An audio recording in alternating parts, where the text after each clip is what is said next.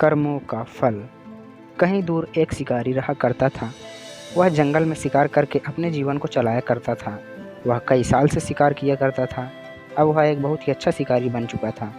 वह शिकारी बिना निशाना लगाए ही तीर चला दिया करता था, पर उसका निशाना चूकता नहीं था। हर तीर निशाने पर जाकर ही लगती थी। उस शिकारी का एक लड़का भी था। शिकारी के लड़के का उम्र अभी 10 साल था। शिकारी अपने लड़के को भी शिकारी बनाना चाहता था।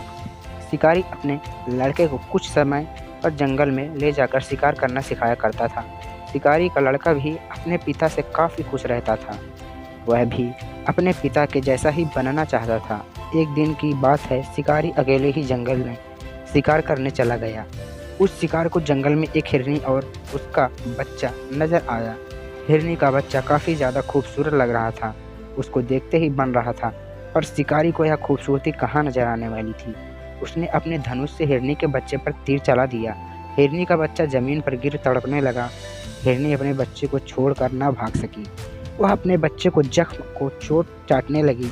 इधर शिकारी यह देखकर और भी खुश हुआ। उसे लगा कि आज एक ही समय में 2 शिकार मिल जाएगा।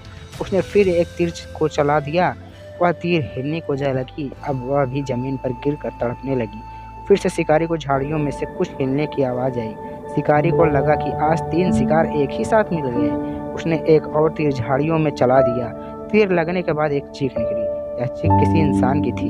जब शिकारी झाड़ियों में गया तो उसने देखा कि वह अपने बेटे को ही तीर से मार दिया है। उसके बेटे की वहीं मृत्यु हो गई। शिकारी अपने बेटे की लाश को लेकर रो रहा था। तभी झाड़ियों में से आवाज़ आई। शिकारी तभी देखता कि तभी एक शेर ने शिकार को मौत की नींद सुला दिया।